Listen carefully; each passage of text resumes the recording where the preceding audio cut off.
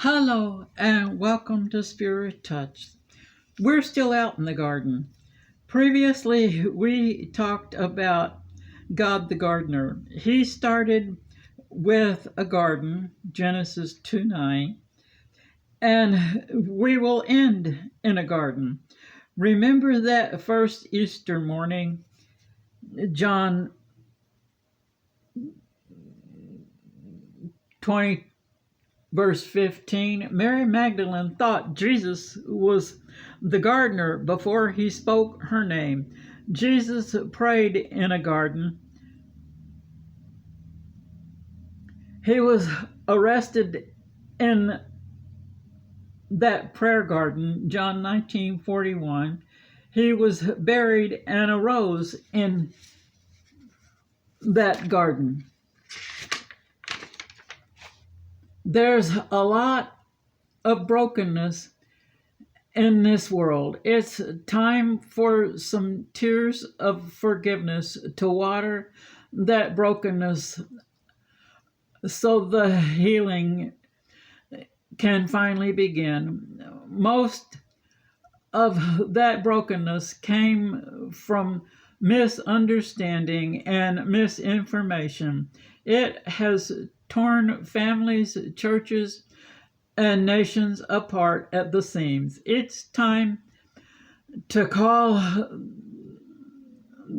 the foreman and stop the unraveling so he can start untangling the mess we have made.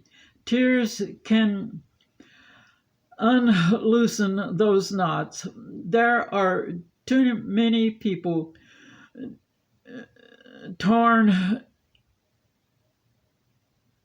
too many people who don't seem to know how to say, I'm sorry, please forgive me, or don't think they have to. When they refuse to do so, then the gardener has no choice but to prune off their fruitless branches. Don't let that happen to you. Don't allow worldly things or stubbornness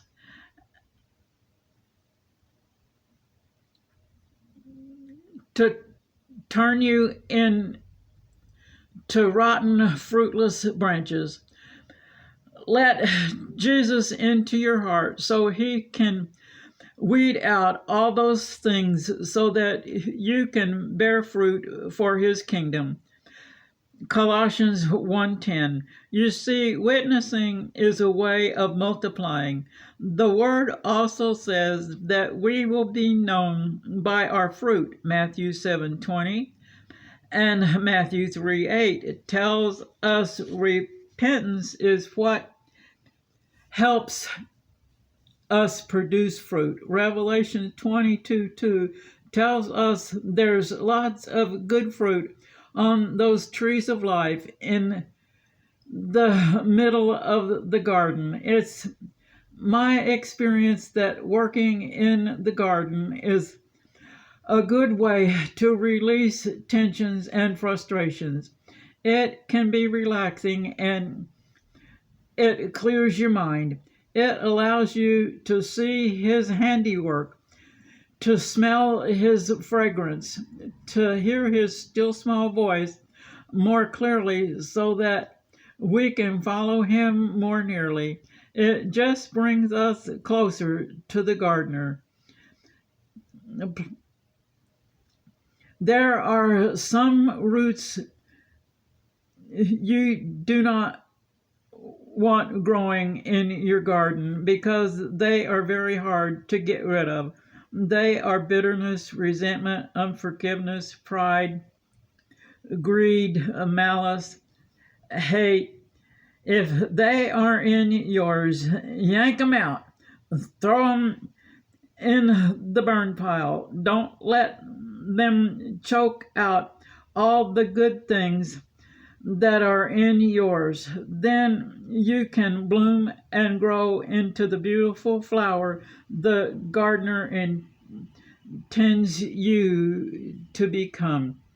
Please excuse me while I go spend some time in the gardener and do some praying. You may send your prayer request to heanswerstwo@gmail, and we'll ask him to help you bloom and grow in his beautiful garden.